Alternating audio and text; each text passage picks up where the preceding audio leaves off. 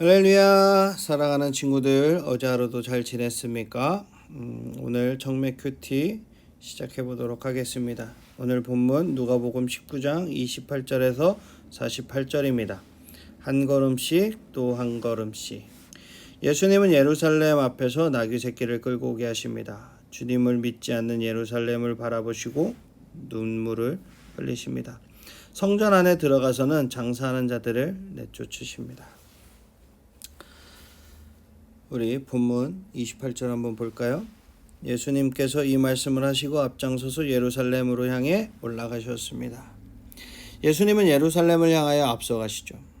예수님은 예루살렘에 가면 이방인에게 넘겨져서 조롱을 받은 후 죽임을 당할 것을 아셨어요.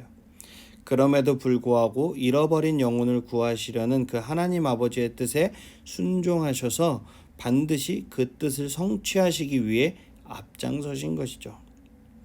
오늘 우리는 나의 죄로 인해 하나님께 잃어버려진 나를 구원하시기 위해서 예루살렘을 향해 가시는 주님의 모습을 묵상해보는 귀한 시간이 되시기를 축복합니다. 우리 29절부터 보도록 하겠습니다. 올리브산 근처에 있는 벳바게와 베다니에 이르렀을 때였습니다. 예수님께서 두 제자를 보내셨습니다. 그리고 말씀하셨습니다. 맞은편 마을로 가거라. 그곳에 들어가면 아무도 타보지 않은 나귀 새끼 한 마리가 매어 있는 것을 볼 것이다. 그것을 풀어 이리 끌고 오너라. 만일 누가 왜 나귀를 푸시오라고 묻거든 주님께서 필요하시답니다 라고 말하여라.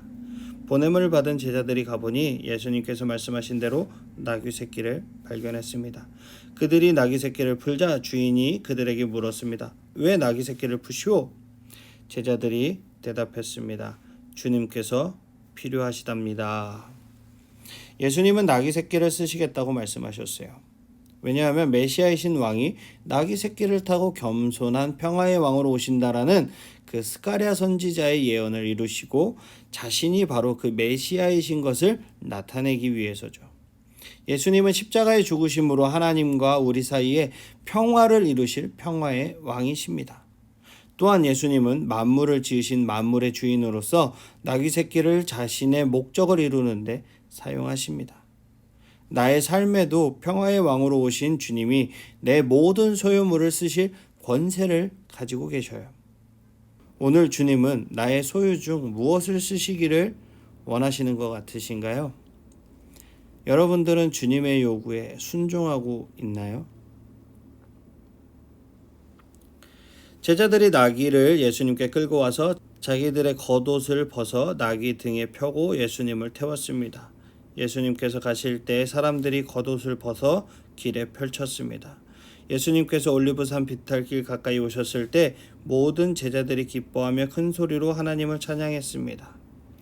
그것은 이들이 여러 가지 기적을 목격했기 때문입니다. 주님의 이름으로 오시는 왕에게 복이 있다. 하늘에는 평화, 가장 높은 곳에는 영광. 그러자 사람들 사이에 있던 몇몇 바리새파 사람들이 예수님께 말했습니다. 선생님, 제자들을 꾸짖으십시오. 예수님께서 대답하셨습니다. 내가 너희에게 말한다. 이 사람들이 잠잠하면 돌들이 소리를 지를 것이다. 예수님은 찬송을 받기에 마땅하신 분이죠. 제자들을 비롯한 군중은 예수님께서 이미 행하신 모든 표적들로 인해서 흥분이 고조된 가운데 이제 곧 예수님이 메시아로서 자신의 권세와 능력을 보이실 거라고 기대하고 예수님을 높이며 찬양합니다. 예수님은 비록 그들이 예수님의 왕권을 정치적으로 오해하긴 했지만 그들이 예수님을 왕으로 찬양하는 것이 마땅하기 때문에 그 찬양을 받으셨어요. 하지만 예수님을 십자가에 못 박기 위해서 온 그 바리새인들은 예수님을 왕으로 찬양하는 것이 신성모독이며 로마를 자극할 위험이 있다고 얘기하면서 제지해달라고 요청하는 것입니다. 그러나 예수님은 하나님이 예수님에게 찬양받도록 정하신 때이기 때문에 그 사람들이 찬양하지 않으면 돌들이 일어나 찬양할 거라고 대답하신 거예요. 그러니까 예수님께서 하나님이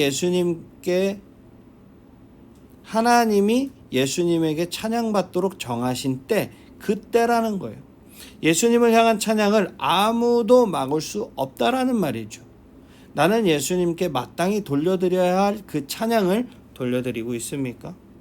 우리 친구들 멍하니 앉아서 찬양하지 마세요. 기쁘면 일어나서 기쁨으로 박수치면서도 찬양하고 두 손도 들고 찬양하고 나의 마음과 뜻을 다해서 하나님을 찬양하는 여러분들이 되시기를 축복합니다. 예수님께서 예루살렘에 가까이 오셔서 그 도시를 바라보시고 눈물을 흘리셨습니다. 그리고 말씀하셨습니다. 오늘 내가 평화의 길을 알았더라면 좋았을 텐데 그러나 지금은 이것이 너에게 감추어져 있다. 내 원수들이 너를 향해 흙더기를 쌓고 너를 에워싸고 사방으로 포위할 때가 올 것이다. 그리고 너를 짓밟고 너와 함께한 내 자녀들도 짓밟을 것이다. 또한 돌 위에 다른 돌 하나도 남지 않게 될 것이다. 이는 하나님께서 찾아온 때를 내가 깨닫지 못했기 때문이다. 예수님은 예루살렘 성을 보시면서 우셨어요. 성경에 보면 예수님이 웃었다라는 표현은 없습니다. 하지만 울었다라는 표현은 상당히 많이 나와요. 그렇다고 뭐 예수님이 항상 울고 다니신 것은 아니지만 웃을 수 없는 이 시대를 볼 수 있는 거죠. 예수님이 탄생하실 때 천사들이 노래했던 땅의 평화가 예루살렘에 왔는데도 예루살렘 성이 이를 알지 못했기 때문에 예수님이 우셨다라는 거예요. 결국 평화의 왕이신 예수님을 거부한 예루살렘 백성들은 로마 정부를 도구로 삼은 하나님의 심판에 멸망당하게 될 것입니다. 평화를 받아들이지 않는 곳에는 언제나 심판만이 있을 뿐이죠. 예수님이 다시 오시는 날에도 구원을 거절한 그 사람들은 예루살렘의 멸망과는 비교할 수 없는 그 비참함에 이를 것입니다. 이 평화의 복음을 아직도 거절하는 자를 위해 여러분들은 얼마나 통곡하며 울고 있습니까? 예수님께서 성전에 들어가 장사하는 사람들을 내쫓기 시작하셨습니다. 그리고 그들에게 말씀하셨습니다. 내 집은 기도하는 집이다 라고 성경에 쓰여 있는데 너희는 이 집을 강도의 소굴로 만들었다. 예수님께서 날마다 성전에서 가르치셨어요. 그러자 대제사장들과 율법학자들 그리고 백성들의 지도자들이 예수님을 죽이려 하였습니다. 그러나 모든 백성들이 예수님의 말씀을 열심히 듣고 있었으므로 예수님을 죽일 방법을 찾을 수 없었습니다. 성전에서 장사하는 자들을 쫓아내시는 예수님, 마치 귀신을 내쫓을 때처럼 그들을 쫓아내신 것은 하나님께 기도하며 하나님과 교제를 회복하는 그 성전의 기능을 잃어버렸기 때문이죠. 하나님은 이스라엘에게 성전을 기도와 용서의 장소로 주셨습니다.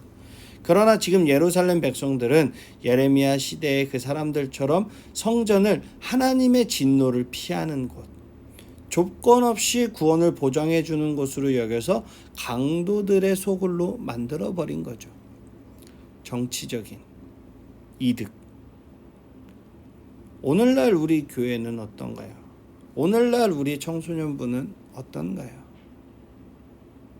기도하는 집이 되지 않는다면 하나님의 계시도 평화에 관한 소식도 들을 수 없을 정도로 둔감해져서 심판날에 내어 쫓김을 당할 것입니다. 그러니 여러분들을 위해서라도, 그리고 우리 청소년부를 위해서, 우리 교회를 위해서 날마다 기도하시는 여러분들이 되시기를 축복합니다. 오늘 하루도 늘 말씀에 깨어 기도하시고 세상과 미래에 대한 하나님 아버지의 뜻을 잘 분별하는 우리 청소년부 친구들이 되시기를 축복합니다. 아멘. 우리 친구들 주말 잘 보내시고 우리 다음 주 월요일에 다시 만나요. 안녕.